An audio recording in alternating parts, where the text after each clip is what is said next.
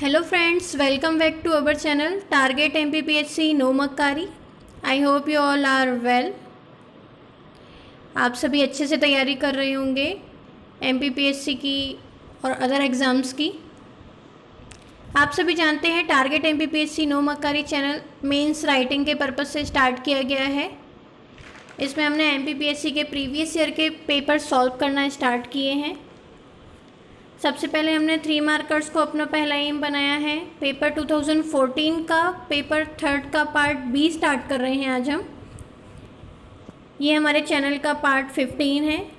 आपने अगर अभी तक हमारा चैनल सब्सक्राइब नहीं किया है तो प्लीज़ सब्सक्राइब कर लें। तो समय बर्बाद ना करते हुए चलते हैं हम अपने सीधे पहले क्वेश्चन पर। पहला क्वेश्चन है हमारा आज का, मुद्रा का अवमूल्यन। मुद्रा का अवमूल्यन क्या होता है? जब कोई देश या कोई अर्थव्यवस्था अपने निर्यात को बढ़ाने के लिए जानबूझकर अपनी मुद्राओं के मूल्य में कमी करती है या मुद्रा विनिमय में कमी करती है, वह मुद्रा का अवमूल्यन कहलाता है।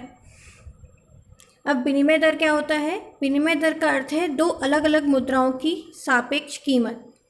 जैसे एक मुद्रा के सापेक्ष में दूसरी मुद्रा का मूल्य, जैसे डॉलर के सापेक्ष में रुपए का मूल्य, ये विनिमय दर है। तो उसमें जब कमी कर ली मतलब मुद्रा का अवमूल्यन किया है। भारत में 1947 से अभी तक 3 बार मुद्रा का अवमूल्यन हो चुका है। सबसे पहले हुआ था 1949 में, फिर 1966 में, फिर 1991 में। तो 3 बार भारत में भी मुद्रा का अवमूल्यन हो चुका है। जो वर्तमान में भारतीय रुपये की मूल्य में गिरावट आ रही है उसकी स्थिति को पृथक रूप से नहीं देखा जा सकता, क्योंकि अभी जो वर्तमान में भारतीय अर्थव्यवस्था की ये इकलौती समस्या नहीं है, ये समूचे विश्व की अर्थव्यवस्था की समस्या है। अवमूल्यन प्रत्येक स्थिति में लाभकारी भी नहीं होता है। आयात महंगा हो जाता है। मुद्रा को कमज़ोर बनाए रखने से भी मुश्किल होती है, क्योंकि इसकी वजह से बाजार में तरलता बढ़ती है और मुद्रास्फीति भी बढ़ जाती है। तो हमारा क्वेश्चन में मुद्रा का अवमूल्यन 3 मार्कर के हिसाब से विभिन्न अर्थव्यवस्था द्वारा अपने निर्यात को बढ़ाने के लिए जानबूझकर अपनी मुद्राओं के मूल्य में कमी करना या मुद्रा विनिमय कम करना मुद्रा का अवमूल्यन कहलाता है। भारत में मुद्रा का अवमूल्यन अभी तक 3 बार, पहला 1949, फिर 1966 में, फिर 1991 में हुआ। चलते हैं हमारे अगले क्वेश्चन की तरफ। अगला क्वेश्चन है हमारा, निजीकरण एवं उदारीकरण में विभेद कीजिए, या निजीकरण व उदारीकरण में विभेद स्थापित कीजिए, अंतर बताइए। क्या हुआ था? 1991 में जो तत्कालीन केंद्रीय वित्त मंत्री थे अपने डॉक्टर मनमोहन सिंह, उनके द्वारा एक नई आर्थिक नीति का शुभारंभ किया गया था। वो थी LPG, उदारीकरण, निजीकरण, वैश्वीकरण। उसमें क्या था? निजीकरण का अर्थ था कि निजी क्षेत्रों को बढ़ावा देना। जो सार्वजनिक क्षेत्र के उद्योग हैं उनको निजी क्षेत्र में लाना, या सार्वजनिक क्षेत्र में जो खराब पड़े उद्योग हैं उनको निजी क्षेत्र में लाना। उदारीकरण का अर्थ था लाइसेंसिंग को कम करना, करों में कमी लाना। वैश्वीकरण का था कि ग्लोबल लेवल पे अपनी अर्थव्यवस्था को स्थापित करना। वैसे देखा जाए तो जब निजीकरण में जो कदम उठाए गए थे वो थे, जैसे शेयरों की बिक्री करी गई, PSU में विनिवेश मतलब सार्वजनिक क्षेत्र के उपक्रम जो घाटे वाले निजी क्षेत्र थे उन पर निवेश करना, और जो सार्वजनिक क्षेत्र का न्यूनीकरण भी किया गया था। मतलब सार्वजनिक क्षेत्र में अपने 17 से 8 कर दी गई थी संख्या 1991 में। फिर उसके पश्चात 3 ही रह गए थे। वो 3 कौन है? परिवहन और रेलवे, परमाणु खनिजों का खनन और परमाणु ऊर्जा, ये 3 ही सार्वजनिक क्षेत्र के रह गए। उदारीकरण में क्या क्या किया गया? उदारीकरण में तीनों क्षेत्रों में अच्छा प्रभाव पड़ा था, कृषि में भी, उद्योग में भी, सेवा में भी। कृषि क्षेत्र में क्या हुआ था कि तकनीकी स्तर पर वृद्धि होने से उत्पादकता में वृद्धि हुई थी। औद्योगिक क्षेत्र में क्या हुआ था? विदेशों से हमने उच्च तकनीक प्राप्त की थी और उसके कारण अंतर्राष्ट्रीय स्तर पर प्रतिस्पर्धा में भी वृद्धि हुई थी। फिर इसके अंतर्गत क्या हुआ था? अनावश्यक नियंत्रण और प्रतिबंध से भारतीय व्यापार और उद्योग को उदार बनाने का कार्य किया गया था। जितने भी नियंत्रण स्थापित किए जाते हैं अपने उद्योगों में उनको उदारीकरण करने का मतलब उनको उदार बनाने का कार्य किया गया था। लाइसेंस की आवश्यकता खत्म करना, व्यावसायिक गतिविधियों के विस्तार पर कोई रोक ना लगाना, कर की दरों में कमी करना, आयात निर्यात को सरल बनाना, ये सब उदारीकरण में किया गया था। तो 3 मार्कर में हम इसको कैसे डिस्क्राइब करेंगे? निजीकरण का अर्थ निजी क्षेत्र द्वारा उन क्षेत्रों में उद्योग लगाने की अनुमति देने जो पहले सार्वजनिक क्षेत्र के लिए आरक्षित थे, जबकि उदारीकरण का अर्थ अर्थव्यवस्था में सरकारी हस्तक्षेप को कम कर बाजार प्रणाली पर निर्भरता बढ़ाना। ये संक्षेप में हम इनका वर्णन करेंगे। फिर हम लिखेंगे कि निजीकरण में शेयरों की बिक्री को बढ़ावा देना, सार्वजनिक क्षेत्र का न्यूनीकरण करना, और जबकि उदारीकरण में लाइसेंस की आवश्यकता को खत्म करना, करों की दर में कमी लाना। कुछ संक्षेप में इस तरह हम वर्णन करेंगे। तो चलते हैं हमारे अब हम तीसरे क्वेश्चन पर। तीसरा क्वेश्चन है हमारा, लोक वितरण तंत्र के प्रमुख उद्देश्य बताइए। लोक वितरण तंत्र, लोक वितरण तंत्र में क्या होता है? भारत में जो सार्वजनिक वितरण प्रणाली है या लोक वितरण तंत्र है, उसका मूल उद्देश्य है उपभोक्ताओं को सस्ते और रियायती कीमत पर, जितना सस्ता हो सके उतने में, उपभोग की वस्तुएं यानी आवश्यकता की वस्तुएं प्रदान करना, ताकि उन्हें वस्तुओं की बढ़ती हुई कीमतों के प्रभाव से बचाया जा सके।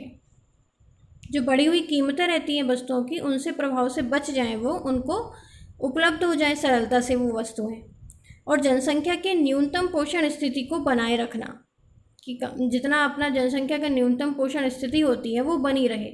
ये लोक वितरण तंत्र के प्रमुख उद्देश्य थे।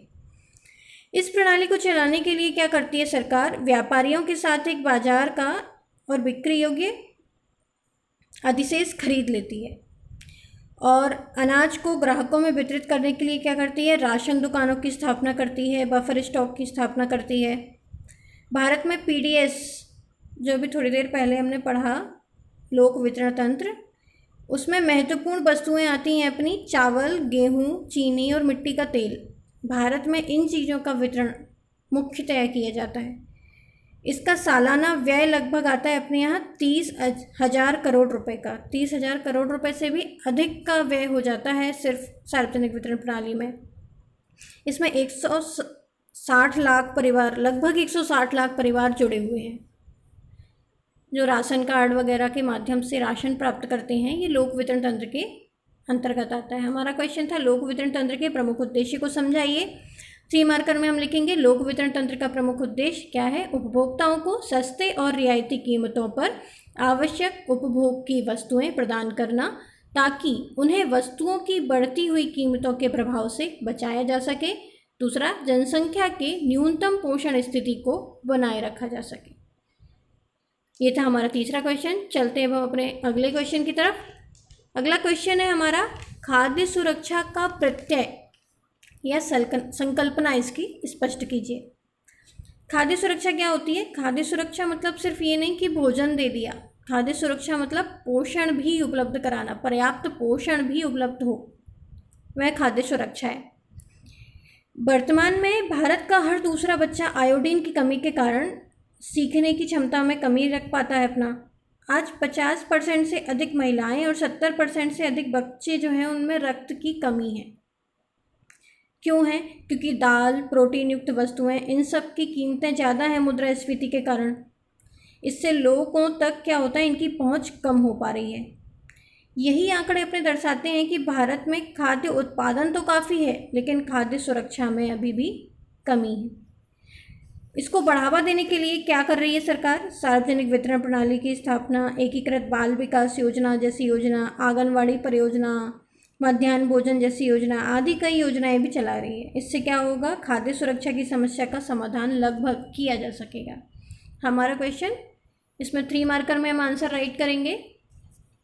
खाद्य सुरक्षा से तात्पर्य केवल भोजन की उपलब्धता मात्र नहीं, बल्कि सभी लोगों के लिए सदैव पोषण युक्त भोजन की उपलब्धता कराना और उसे प्राप्त करने की सामर्थ्य से है। वर्तमान में खाद्य सुरक्षा को बढ़ावा देने के लिए सार्वजनिक वितरण प्रणाली, एकीकृत बाल विकास योजना, आंगनवाड़ी परियोजना और मध्याह्न भोजन योजना जैसी योजनाएं चलाई जा रही हैं, जिससे इस पर काफ़ी हद तक नियंत्रण पाया जा सकता है। ये था हमारा चौथा क्वेश्चन। चलते हैं हम आज के लास्ट क्वेश्चन की ओर। क्वेश्चन है हमारा, परस्पर निधि का प्रमुख कार्य। परस्पर निधि क्या होता है? म्यूचुअल फंड होता है परस्पर निधि। म्यूचुअल फंड में क्या है कि ये एक संग्रहित निवेशों की पेशेवर रूप से सुप्रबंधित फर्म है। मतलब निवेशकों की एक फर्म टाइप में है ये। क्या करती है, बाकी सबसे फंड लेकर निवेश करती है, पैसा इकट्ठा करती है, उससे शेयर बाज़ार में लगाती है, बॉन्ड्स में लगाती है, कम टाइम के लिए भी, ज़्यादा टाइम के लिए भी, मतलब अलग अलग टाइप के वो बॉन्ड्स बाज़ार में, शेयर बाज़ार में, है ना, इन सब में निवेश करती है। तो ये क्या है, अपनी म्यूचुअल फंड है। इसमें क्या होता है, फंड मैनेजर होता है, वो सुरक्षा के लिए आने वाले फंड्स का निवेश और व्यापार करता है, इसकी लाभ या हानि का ध्यान रखता है, किसी व्यक्तिगत निवेशक के लिए प्रक्रिया जारी करता है, मतलब किसी पर्टिकुलर पर्सन के लिए भी वो क्या करता है, प्रक्रिया करता है। वर्तमान में विश्व भर में म्यूचुअल फंड्स का जो मूल्य है वो है 26 खरब डॉलर। पूरे वर्ल्ड में म्यूचुअल फंड का मूल्य कितना है, 26 खरब डॉलर है। हमारा क्वेश्चन 3 मार्कर में परस्पर निधि का प्रमुख कार्य क्या है। परस्पर निधि या म्यूचुअल फंड एक संग्रह निवेशों की पेशेवर रूप से सुप्रबंधित फर्म है जो कई निवेशकों से धन इकट्ठा करती है और उसे शेयर बाजार, बॉन्ड्स, छोटी अवधि के मुद्रा बाजार उपकरण और अन्य प्रतिभूति में डालती है। तो ये हमारे परस्पर निधि के प्रमुख कार्य हो जाएंगे। चलते हैं आज के हमारे होमवर्क के क्वेश्चन पे। पहला क्वेश्चन है हमारा शेयर बाजार और दूसरा है सेबी। इस पर 3 मार्कर में आपको आंसर राइट करना है। प्लीज़ कमेंट बॉक्स में कमेंट करें। ये वीडियो आपको कैसा लगा कमेंट बॉक्स में कमेंट करके ज़रूर बताएं। अच्छा लगा है तो लाइक करें, अपने फ्रेंड्स को शेयर करें और अगर आपने अभी तक सब्सक्राइब नहीं किया है तो प्लीज़ सब्सक्राइब कर लें, जिससे आपको आने वाले वीडियोस टाइम पर मिलते रहेंगे। Thanks for watching.